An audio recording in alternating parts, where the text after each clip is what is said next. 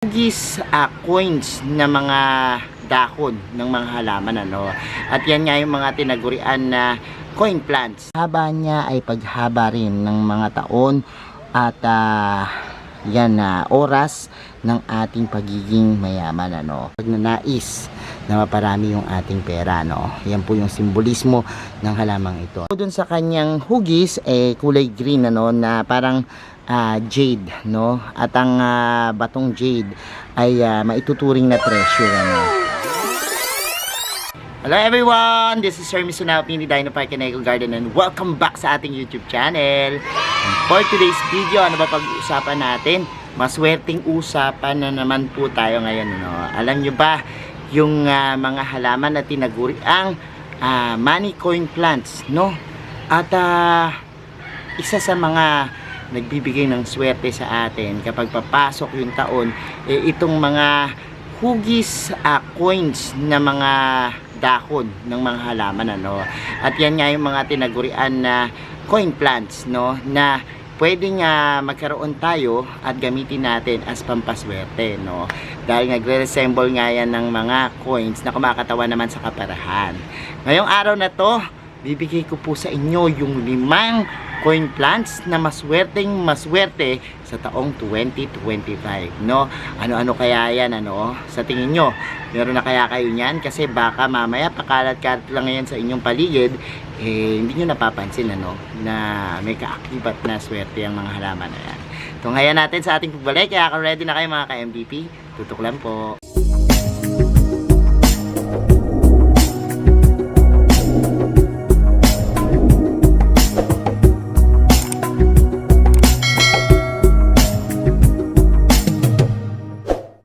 And we're back mga ka-MVP. Napansin nyo ba yung mga dahon ng halaman nyo?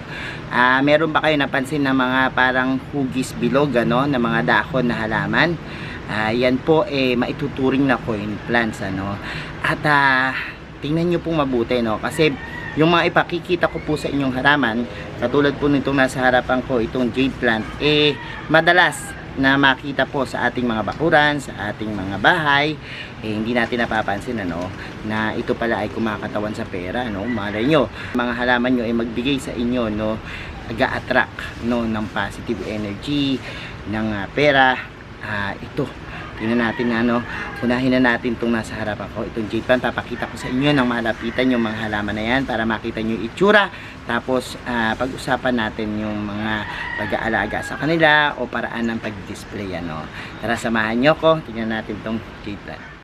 Sa una nating halaman, ito pong jade plant o Crassula ovata na tinatawag, ano, isang uri ng succulents na talagang makikita natin, ano, na madalas sa mga garden shop at minsan pinandi-display sa mga tindahan, ano, dahil nga po yung kanyang dahon ay mabibilog, ano, at kumakatawan nga po at nagre-resemble sa kaperahan, ano. Meron silang resemblance.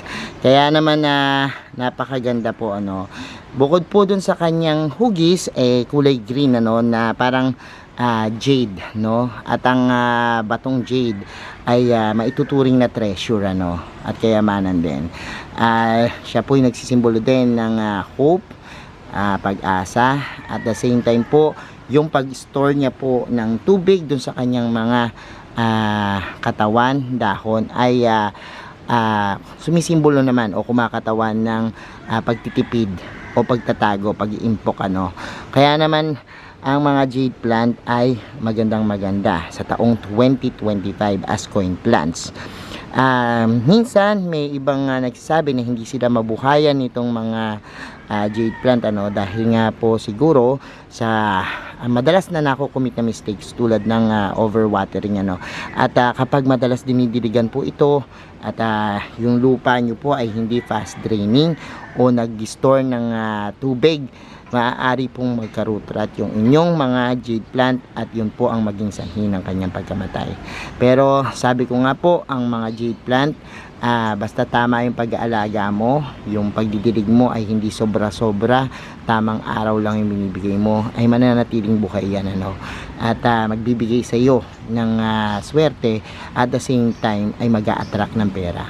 Sa taong 2025, year of the wood snake. Ito rin bibida po as coin plants itong mga philea na money plant, tinatawag niyang Chinese money plants. Yung kanyang mabilog na dahon na mabiberde, yan ay talagang sumisimbolo ng wealth, at ito po makikita nyo na mabilis din dumami, at ang pagdami ng philea ay sumisimbolo naman ng prosperity. Ilagay po ito sa southeast, na portion ng inyong bahay upang makapagbigay ng magandang enerhiya, at makapag-attract ng swerte, ito po bihira lang minsan dito sa atin, ang meron nito, pero mas gusto po kasi nito yung talagang laging mamasa-masa yung kanyang pinaka lupa, mamoist kumbaga, pero hindi naman po dapat nag-soak yung water or stuck yung water, maganda po siya na i-propagate din dahil kapag mas madami po ito ay mas magandang tingnan, lalo na yung makakapal na mga philea money plant. Maganda rin po siya sa paningin, dahil yung kanyang pagka-green na makintab nagiging kaakit-kakit, at refreshing sa ating mga mata. Kaya naman po sa feng shui, isa po ito sa mga kinikilala na pampaswerte pagdating po sa kaperahan, itong ating Chinese money plant. Sa pangatlo naman po nating halaman ay ang mga Dischidia ovata, yan po yung parang watermelon yung itsura, maganda po yung kanyang itsura dahil po dun sa kanyang mga design sa dahon, pero ito po ay talagang mabilis dumami at humaba, isa nga po sa kinikilala na maswerteng halaman pagdating po sa pagpapalago ng negosyo, ang ovata or ang tinatawag nilang Dischidia ovata na yan, ito madali naman tong alagaan kahit po ang inyong mga pinaka medium o taniman ay mga mga balat ng niyog o yung mga bark of trees, pwedeng mabuhay dyan, without soil, kasi ito minsan makikita nyo pahalambitin lang ng pahalambitin sa puno. Yan po yung kanyang way, at sinasabing simbolo na ang pag-akyat ng mga Dischidia ovata ay pag-akyat din po ng pera, sa inyong mga tahanan. Kaya po maganda rin po ito, na coin plants sa taong 2025. Susunod naman nating halaman ay ang tinaguriang silver dollar vine, na pag makikita niyo rin po ay bilog na bilog yung kanyang mga dahon, pero this one is humahaba, at ang paghaba niya ay paghaba rin ng mga taon at oras ng ating pagiging mayaman, kaya naman yan po ay sumisimbolo rin ng pera at ng inyong kakayahan na maparami ito, maganda po siya, na ipang display dahil ito po pwedeng nakahangin, pakita ko sa inyo yung ating nakahangin na to, at syempre may simbolo rin po yung pag-iiba ng kulay nito, kasi kapag ito po'y tinatamaan ng araw, mas nagiging parang madilaw, o parang yellow na light yung kulay niya, na sumisimbolo naman po sa ginto, kaya pakita ko sa inyo yung isang ganito natin na nakahang. So nandito na yung ating isang silver dollar vine na napakahaba, at tingnan nyo po, pagmasdan nyo mabuti yung kulay niya, dahil kapag ito po ay nabibigyan ng magandang liwanag, nagiging dilaw o parang gold yung kanyang mga dahon, na sumisimbolo naman po ng ginto, at yan, napakaganda pong ipan-display. Pwede nyo yang ihang, at yan, pwedeng nakalawit-lawit po yung kanyang mga dahon, kasi maganda rin po yung paraan ng pag-display, madali lang alagaan ito. Sabi ko nga, isa po sa mga halaman na hindi kailangan ng masyadong pagtutubig, ano.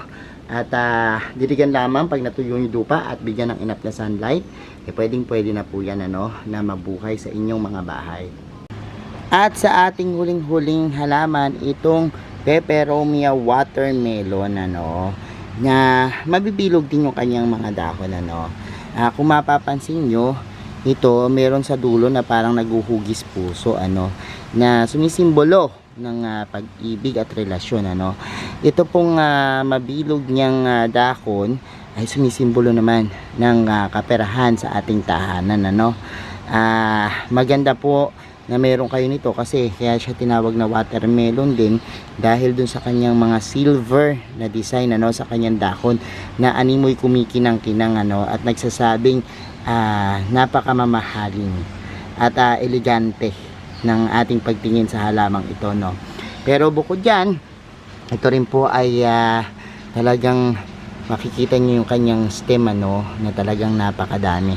At mas napaparami yung dahon, mas kumakapal, mas umuusbong po, no, yung ating pagnanais na maparami yung ating pera, no. Yan po yung simbolismo ng halamang ito, no. Pero ang pag-aalaga po nito minsan tricky talaga, no, kasi minsan kapag ito po ay nasobrahan ng tubig, maaari pong yung kanyang pinaka stem ay matunaw, ano, at maglagas ang mga dahon, ano. Pero sabi ko nga, nasa hiyangan kapag inilagay nyo po sa isang pwesto at talagang gumanda dyan ang halaman nyo, yan na po yung kanyang pinaka magandang pwesto. Kasi minsan po yung ating halaman nakadepende pa rin, ano, sa pwesto nila, no, kung saan sila magsusurvive. At makita nyo po at kung halimbawang nagpalipat-lipat kayo ng halaman at merong isang pwesto na akma sa inyong halaman, dun nyo po siya ilagay dahil kung saan po siya talaga nahiyang, yun po yung importante, no. Mas importante po sa atin na mapangalagaan yung ating halaman para mas makapagbigay po sila ng mas maswerteng benepisyo sa atin, ano. At isa nga po ito dun sa mga halaman na talagang kapag nakuha niya po yung tamang pwesto para sa kanya, gagana po, no, yung pag-attract niya ng pera at pag-attract niya ng positivity, no, sa ating buhay.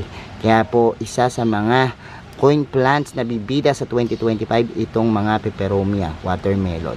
Baka meron na kayo niyan.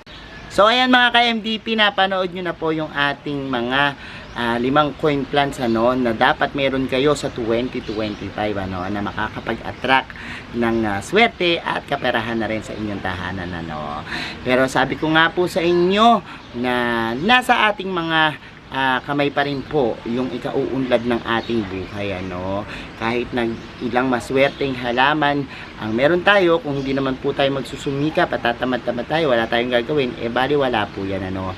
Ito'y mga gabay na halaman lamang na makakapagbigay sa atin ng positibong enerhiya, no, na makikita natin na win-win situations pa rin tayo sa kanila dahil kapag nag-alaga tayo ng mga halaman to, maganda na sa ating paningin, may mga benepisyo pa tayong makukuha sa kanila. Manalangin po sa Diyos, sabayan ng pagkilos, ang ating pagpupursige at pagsisipag. Ayan po ang magdadala sa atin na maabot natin yung mga pangarap at minimithi sa buhay. Maraming salamat po sa inyong pagtutok ngayong araw na ito. At sa lahat na nagla-like, nag-share at nagko-comment, sa mga hindi pa po nag-subscribe sa ating YouTube channel, ano, kung bet na bet nyo po yung usapang halaman, maswerteng halaman, mag-subscribe na po kayo, no. Huwag niyo pong kalimutang i-hit yung notification bell para laging updated sa aming latest uploads. Pati po sa iba't iba nating social media accounts, sa ating TikTok, Instagram, Facebook pages, search nyo lang po Hermes Unaho or Mini Dino Park and Eco Garden, makikita nyo na yan. Salamat ng maraming mga ka-MDP, and this is Hermes Unaho, sasabi sa inyo ng happy planting. Bye bye!